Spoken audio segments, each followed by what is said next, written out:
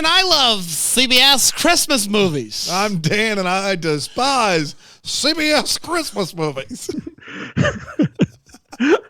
I'm Alonso, and we're all doing Brent Musburger watching CBS Christmas movies. And this is the Deck the Hallmark Podcast. Deck the Hallmark, it's his podcast. Brandon and friends host his podcast. We hope you like this jolly podcast. Yeah. You are looking live. Deck the Hallmark. Hi, everybody. Welcome to another episode of Deck the Hallmark Christmas in July edition.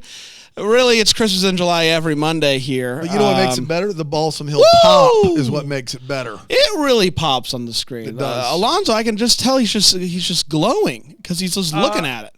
No, I tell you, it's gorgeous. And by the way, for people who watched the Your Christmas or Mine episode and thought that the idea of Bran ripping open presents was just a bit, check out the vlog these guys did of unpacking all the Balsam Hill stuff, and you will see, you know, the big Merry Christmas balls on the table there came in this very handy styrofoam, you know, to keep them from breaking for storage later. Will they be storing them later? No, because Bran ripped it in half to get to the thing inside. Where do you think all those storage boxes are now, Alonso? A useless heap? They would be somewhere in some recycling, hopefully somewhere, maybe just trash. But everything does come very well packaged. Yeah, it does. It's unbelievable. Which Gloves, is my nightmare. The first time. Which is my nightmare. Honestly, Amazon's ruined stuff because they just throw stuff in boxes all willy-nilly. And I'm like, yeah, it's here. But this is carefully, meticulously put in there. It's very well done, I must say. But see for yourself. Up to 50% off the entire website, plus an extra 5% off. The promo code podcast, all caps. All caps. Say, speaking of vlogs, whatever happened to all that footage we shot at Christmas Con? I was just telling. Brandon lost it all. Did not screwed lose it all. He lost all the footage. He threw it in a digital dumpster, and he lost it all. We had a great vlog. And it is coming. It is coming. It's coming. It's coming. I would say sometime this week. Whoa. The week of Bramblefest. I know. I feel good about that. No, it's Monday, and Alonso's going to be here in 3 days. I'm so excited. 2 days, you're going to technically be here. 48 hours. Yeah. I mean, it's getting real. I'm so excited. If you haven't already, obviously the event's sold out, but virtual tickets are still available. So it's going to be a lot of fun. Friday night, all day Saturday, the hodgepodge beluga.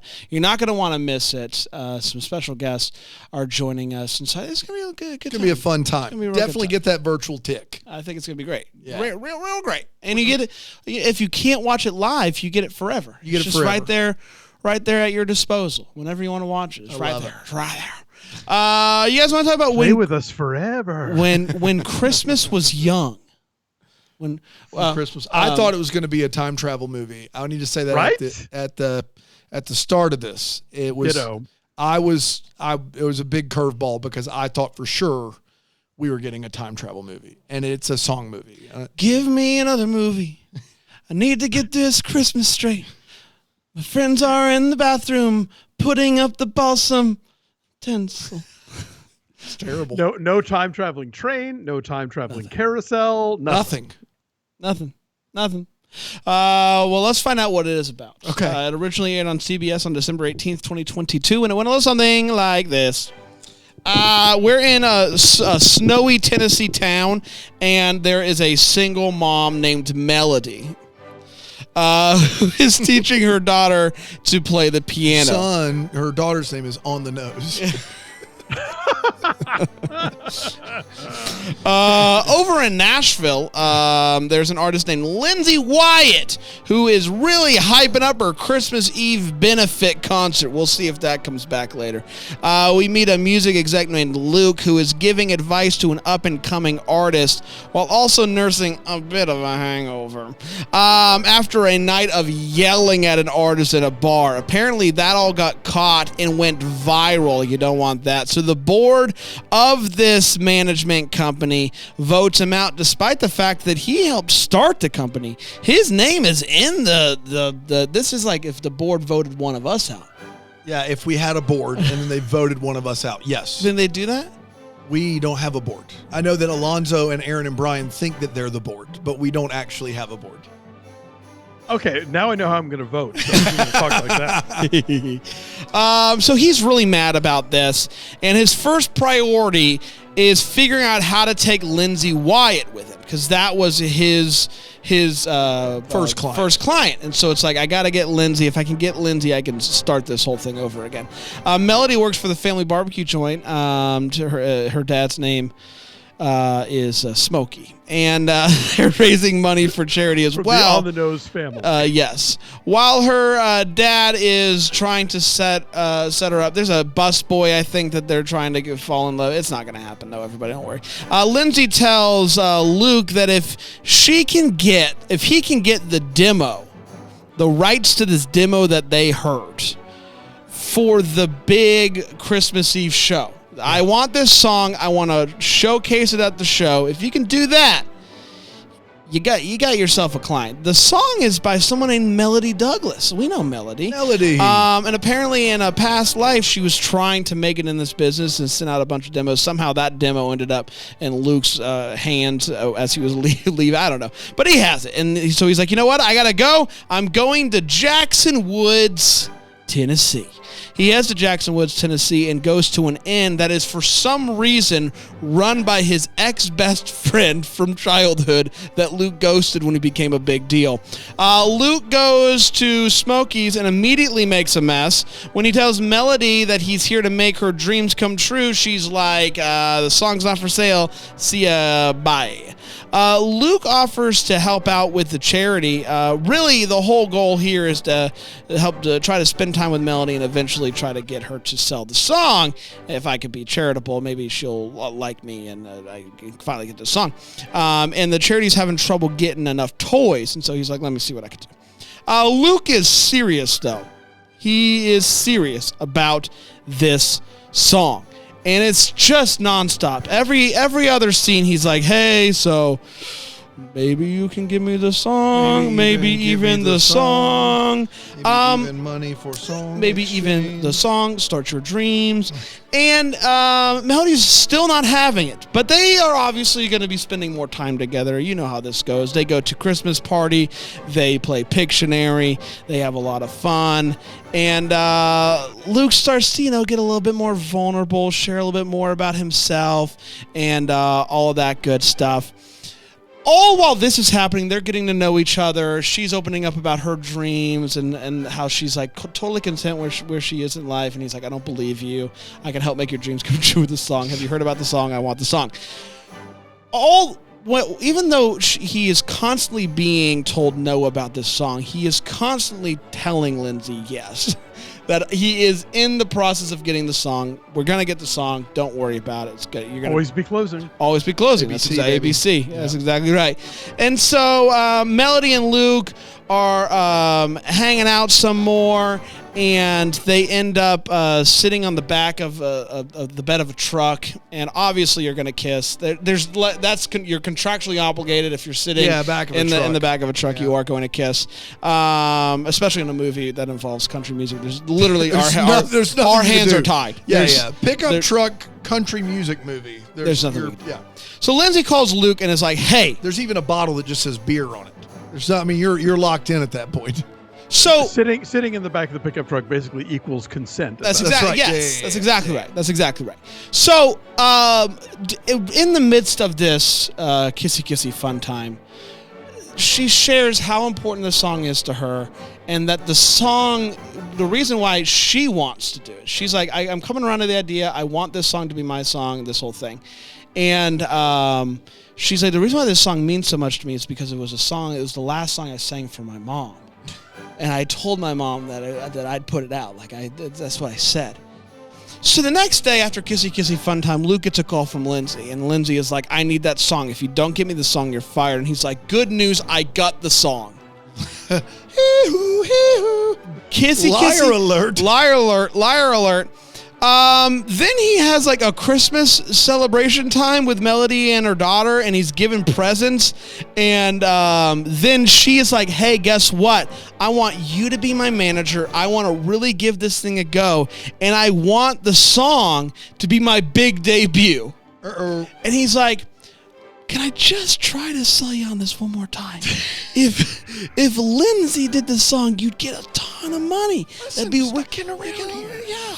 And you'd get a ton of money and you could really start your career off. And she's like, no, this is my song. And he's like, okay. So at this point, he finally is trying to call Lindsay and be like, hey, spoke too soon, we don't have the song. Lindsay's not answering. What Lindsay is doing is going on the radio and giving, or the TV. Radio. Doing the radio interview. We can see it because we're watching a movie. But it's still radio. And people on radio are real. Yeah, wow. Yeah. And she says, I am debuting a new song. It's going to be amazing. And Melody's like, WTF? So she runs down. She starts yelling at Luke. She's like, no, I can't believe you did this after I opened up to you. And he's like, let me just tell you what happened between the interview and now. I told her, I met her. I told her, no, the song is now yours. And she's like, whatever, I'm done with this. He does end up donating a bunch of pianos, bunch of keyboards. Yeah. Get some keyboards sent over. Down there. That's exactly right. And at that point, he's like, great. I guess that's the end of that. He shows up. He gets a call or a text from Lindsay. He was like, hey, come on down. I'm getting ready for the show.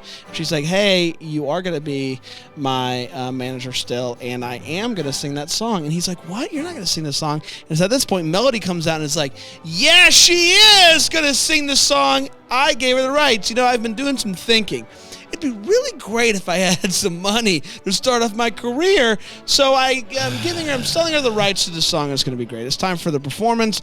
And what Lindsay ends up doing is inviting Melody out to sing the song with her.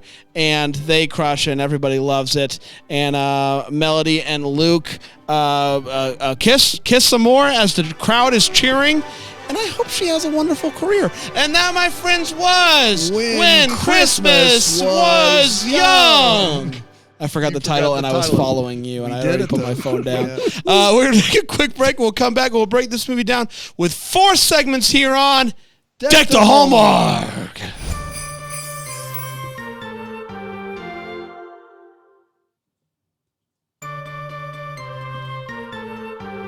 Welcome back, everybody. We're talking about When Christmas Was Young from last year. Excited to break this movie down. We have 4 segments to help us do so. We always start with a hot take, so we share exactly how we felt about this movie. Alonso, I believe this is the last CBS movie from last year, so we've done them all now. What'd you think about this one?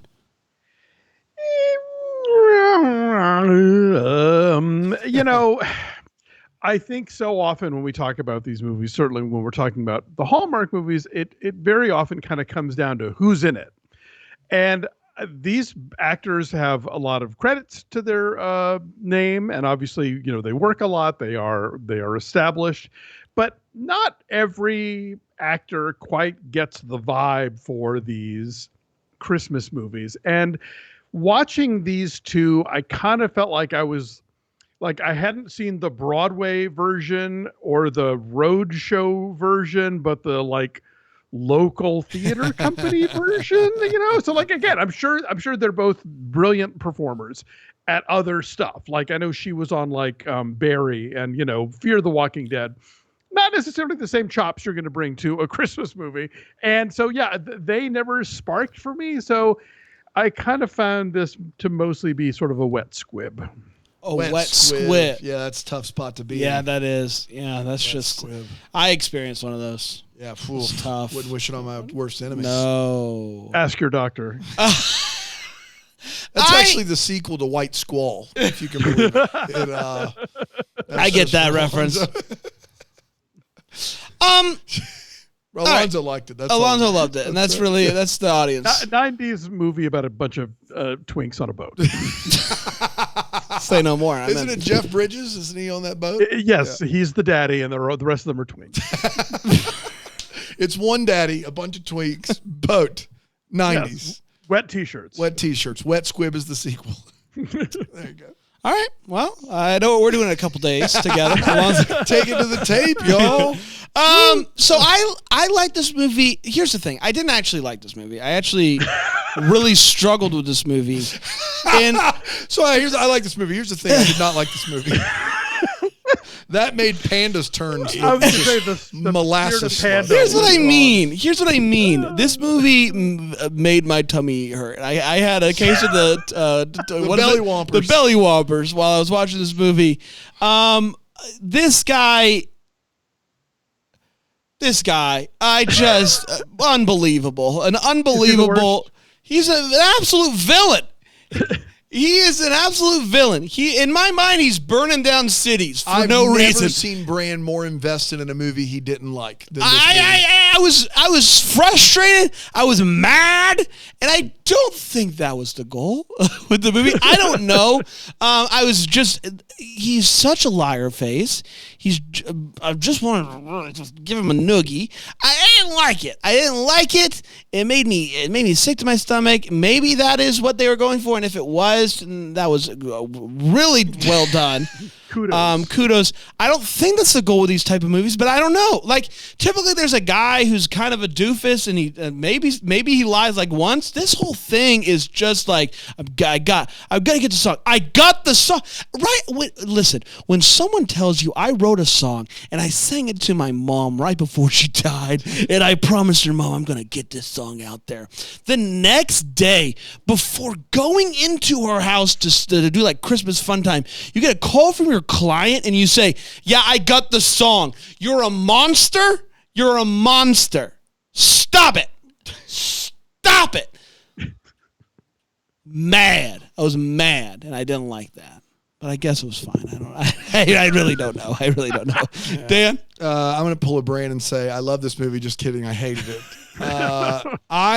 What I wrote down was I feel like lately we've seen a lot of Christmas movies about someone with a song, and this is one of them. It is not the worst one of them that I've seen. It's also not as good as A Christmas Number One, which I think is probably Christmas Number One, best one I've seen. That's different.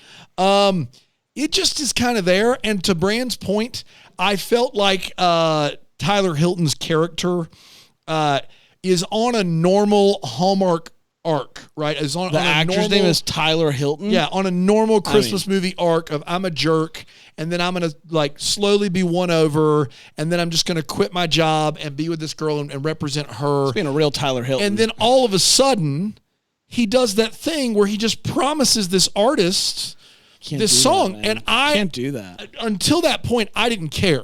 Brand was like, "Can you believe this guy?" I'm like, standard arc, standard normal jerk face becomes nice guy arc. He's above board, and then he does that, and at that point, it went from the movie's bad to, all right, there's not a lot of integrity here, because even when they get together at the end, there's a lot of like manipulation that happens there that is unfortunate. Basically, he buys his way out of.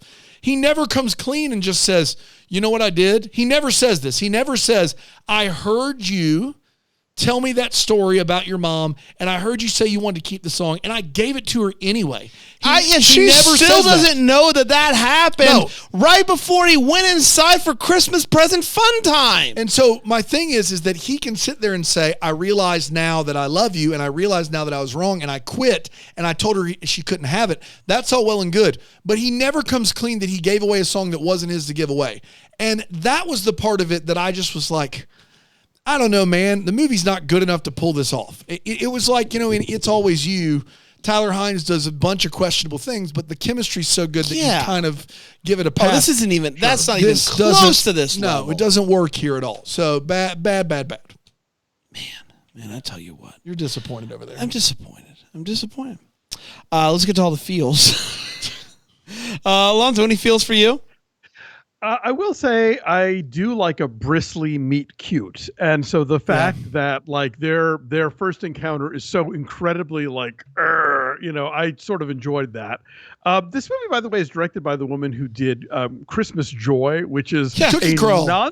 The Cookie Crawl, a nonsense movie, but is probably one of the Hallmark movies I've seen the most times, just because it is my favorite like wallpaper movie. Yeah, like there's something about it. It's just like a comforting backdrop, and I look up occasionally and they're making cookies or they're doing something, and I was hoping this would at least offer me that, but not so much. We'll get into why in the Wait What. That's the one where the grandma has a sprained ankle and is in the hospital for a week, right? Yeah. Aunt Ruby cannot, and the cookie crawl is impending, and she hasn't come up with a theme yet, and somehow it's the young lady's fault. That's right. And then the Carolina Panthers, there's a Gingerbread Stadium. Gingerbread Yes. Stadium. Is the theme Christmas? Is that what they end up going with? Oh my God. Winter Wonderland, I think. It's always Winter Wonderland. It's always Winter Wonderland. It's got to be. It's got to be. Gotta be. Yeah. Gotta go with Lenny Booth. I mean, I like the song. That was fine. Dan? No, I don't have anything. Oh, boy. You did the whole little bit there for the people watching at Philo. That was fun. I will say this. I don't know that the song slaps enough to have this entire movie built around. That's where that's tough. It's tricky because it really is putting it on a pedestal there. It is like this sweet little like homey nostalgic Christmas country tune, but it's not. It doesn't slap. I'm not mad at it, but right. There's a lot of effort going on in this movie for a song. It's not like Mary, Did You Know? It's not like gonna blow anyone away, right? Well, Mary, Did You Know is a terrible example. It's not. Sir, I wanna buy these shoes. Oh, okay. No. Yeah. We're gonna take a quick break. We're gonna be right back here on Take Omar.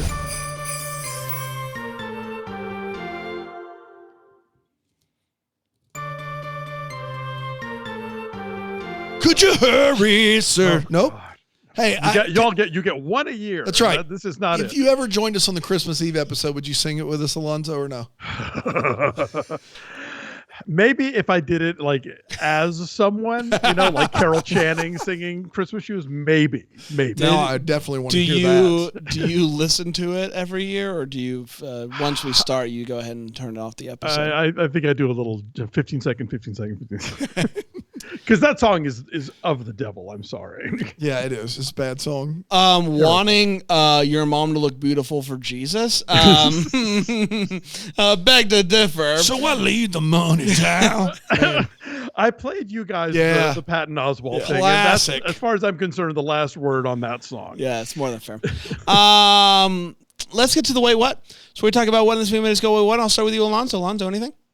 Oh, boy. All right. So Melody has given up music to be a mom and to, help run her dad's restaurant. Does that mean that she doesn't have a harp in her living room? It does not. I said, it took me too long into the movie, Alonso. All of a sudden, the movie's like an hour in. I went, is that a harp? It's a harp. Okay. Piano, sure, fine. You want to teach the daughter. You occasionally want to sit down and tickle the ivories. But a harp? You have not given up music. No. I'm sorry. No. All right. I don't want to get too technical here, but there's a difference between the credits, the things that appear on screen that's like, written by, produced by, and then a chyron, which is telling you, say, where you are or what day it is or something like that. Not in this movie. There's not. In this movie, they're all mushed together. Yeah. You get like city name and then, producer name, and they're all just, and it's the same font. And it's like, it's almost like an art film at this point, because I'm like, what's even happening with all these words on screen? We're all playing our part. We're all getting credits. We're all mooshing it together. Lindsay is recording a Christmas album in December. Yep. No. Yep. Nope. That never happens that way. Nope. People don't even record Christmas albums in December for the following year. They just you do it in the summer. You put some tinsel up you do what you guys do, and you Christmas in July it, and you to give that feel, and then you record it. But yeah, this is ridiculous. To borrow a page from a Sam page from the movie you guys just reviewed, The Perfect Christmas Gift, Auld Lang Syne is no one's favorite song. Yeah. And if it is, you're wrong. But it's that version, that country version, Alonso. That's what that needed, right? It's better than the old Auld Lang Syne. I'll tell you that much. That song that is not a Christmas song. I didn't hate the country version. I kind of like that Irishy one that they do in the Sex and the City movie, but it's no one's favorite. Nobody understands what that song means. We just know we're required to play it on New Year's Eve, and then we get on with our lives. Am I your lover in the grocery store? Boy. Wow. That's almost as bad as Christmas Shoes. You got to pick one to listen to forever. Which one? Oh, I'm going Fogelberg. Yeah, I mean, you come got to on. go with Fogelberg. I'm a child of the 70s. This one I wrote down and then had to rescind it, which was no one Googles anyone. At least later on in the film, Yes. she does Google him. She does. Because if his like screaming match with the singer went viral, like everyone should know that this guy's career is in the toilet. And that doesn't come up until late in the film. She finally bothers to look him up online and sees, oh, I see you just got fired by your prestigious firm, you know. But they did fix that one.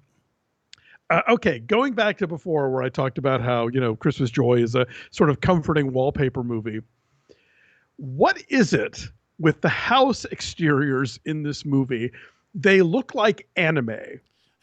Like when they put the lights on the mean old lady's house who's now nice, when they go caroling, that it's not even just that they look like it's a weird green screen. Like the houses themselves look like they dwell in the uncanny valley. I don't know what's happening with them, but it's very off-putting and creepy, and I did not care for it.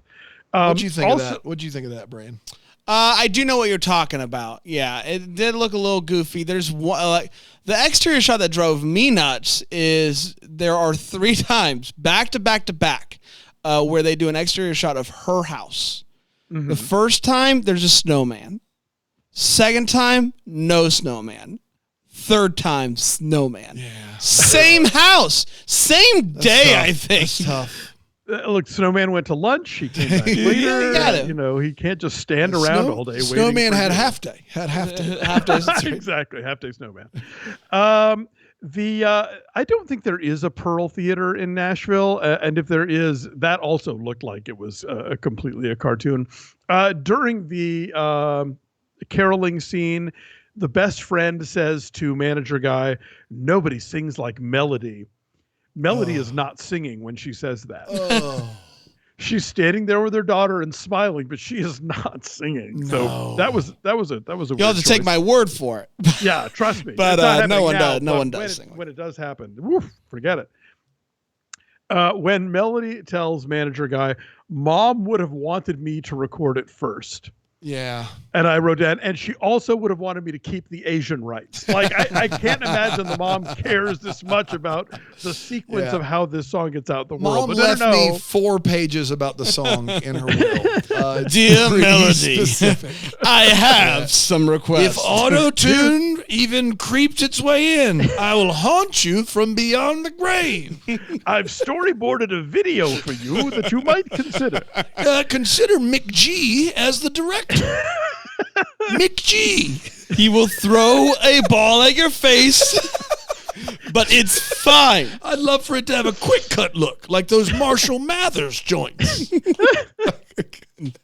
And then finally, I know this is and then there's no movie, but like this whole situation strikes me as one of those better to ask forgiveness than permission situations. Like if you've got this banging song from an unsigned, undiscovered writer, you just sing it and then later go, by the way, here's your publishing rights. Like, this all seems very complicated for someone who has zero clout in the music industry and would not begin to have the amount of lawyers necessary to try and like make trouble after the debut has happened on her Christmas show, which is just a local thing, right? Yeah. It's not like broadcast or anything, right? So anyway, that was it. I have a few as well. First, Melody is working at the barbecue joint, Smokies. Smokies. And she is putting candy canes on the table, which is great. Until she gets to, like, she's putting them on the table, like, getting them ready. Like, these are fair game. She gets to 2 elderly people, and she gives them a cup this big full of candy canes. 20 candy canes. What are they going to do with all those candy canes? It's going to go nuts. Eat them stick first. You guys look like 2 people that are going to go to town on some candy canes tonight. Let's go nuts. There is a scene where Luke is trying to get to know Melody, and he asks about the song, and she's not willing to give any answers about it. And so he says, redirect, and then asks another question, which almost seems like it was a note in the script, like redirect. Which got me funny. Takes dramatic pause. So what about your family? Camera swivels. Music starts to swell. Exterior shot. Apparently there's a beer joint named Brandy that just made me laugh. Yeah, Brandy, because like it's just like it's a beer joint named Brandy, which makes the opportunities are endless. There's a wine joint named Martini. There's a vodka spot named Beer. That's right. Like it just can go on forever. I imagine Brandy's the person's name. I don't care. Still made me laugh. And last but not least, where'd the snowman go? That's all I wanted. You laughed a long time about that. I did. I joined you. You got me involved too. I did. You did. I did. That's exactly right. I do love that in this movie, and maybe this does exist because I don't own a Cadillac. There's a brand new Cadillac with a CD player in this movie. Wow. I have a friend who bought a new SUV and installed an 8-track player, so anything is possible. But this looks like it comes standard. Like that is true. Wow. That a 2022 Cadillac with a compact disc player in it. He had to wait 6 weeks to get that one. Yeah, man. Yeah, that's a special order right there. You want what still now? CD. Oh, that's the Cocoa dispenser from Santa Claus. Oh, we got a Victrola in the trunk too. Yeah. I don't get that. I've never seen someone act so shocked that their childhood friend is now married than Luke does. It was like they took an anti-marriage pact when they were 15 years old. He's like, "You're married? Like, bro, both of you are nearing 40. It's not like a big step to think that a childhood friend of yours maybe married somebody." Like, how little do you have to think of somebody being that shocked that they could find love? Unbelievable. Yeah, he's begging him. Luke also winds up and throws a fastball of the coolest brag I've ever heard in my life, which is, yeah, I'm not really a Christmas guy, but I know all the songs. Cool, bro. Cool. Super thrilled for you. I'm proud of you. Going to take you to trivia. Super cool. I'm awesome. I'm glad you offered that up as something for me to know about you. Now, did I mention I'm a big Nashville manager? But they go to this old lady's house to put up the lights on her tree, and all of these lights are just intertangled. All the boxes have lights of all these different colors, and then there's one box that just says pink lights. So this lady has jammed all of these lights, just hodgepodge beluga, all over these boxes, but the pink ones she has extricated and put in their own box. That's a different level of crazy right there. Like, that is like, just F them all. But the pink ones, make sure we get those in the right box, everybody. Gee. Hey, why did it take you an hour to bring up that Lindsay Walker wants this song? Why did it take you an hour, bro? The daughter is wearing a shirt that says Lindsay Walker. That is step in the door and say Lindsay Walker wants to buy your song. That's all you do, man. You don't want the song? I guess I'll tell Garth Brooks no. He's like, I'm going to make you a lot of money. He doesn't even mention that it's a big pop star.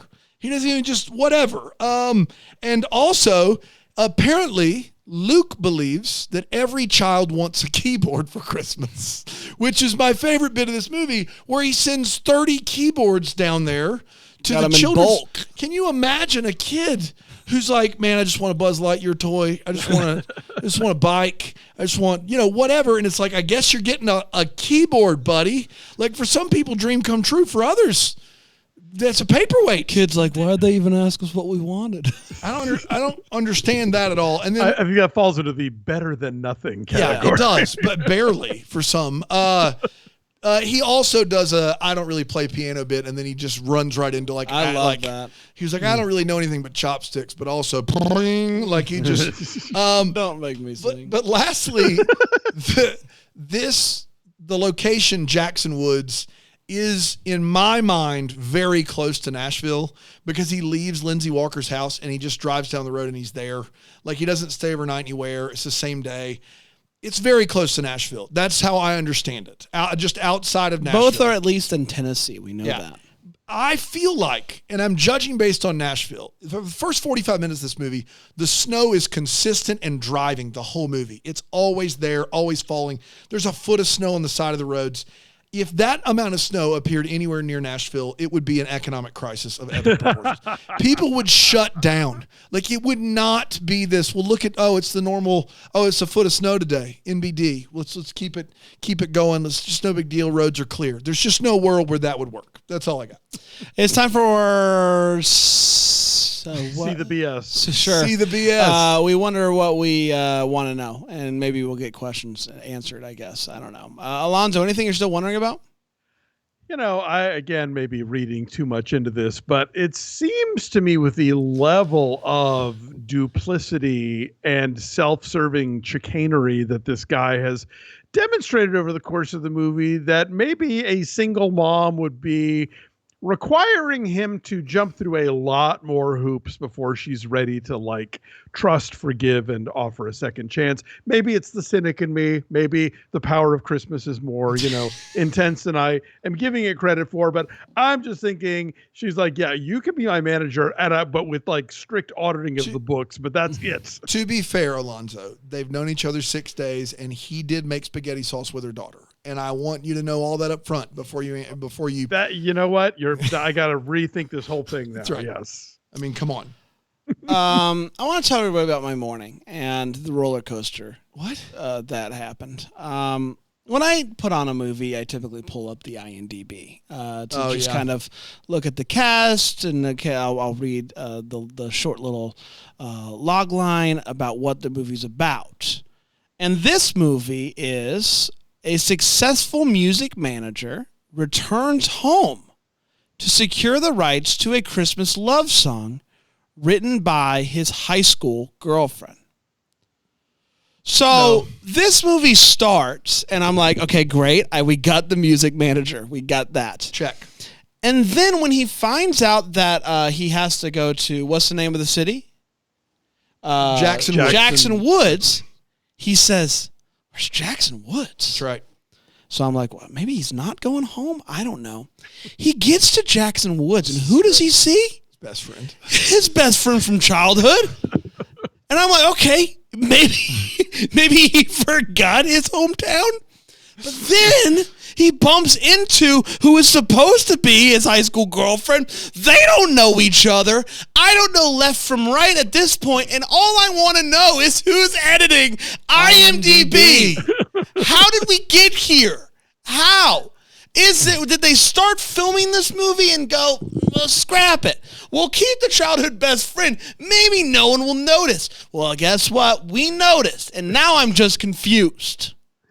Maybe that's a synopsis of the original draft that CBS bought, and then the development process just wild. There was just enough of that original idea sprinkled in there to throw everyone off. He is a music executive, and that's a question of plot. A question of plot, exactly. It's the seeing his childhood best friend that really throws you for a loop.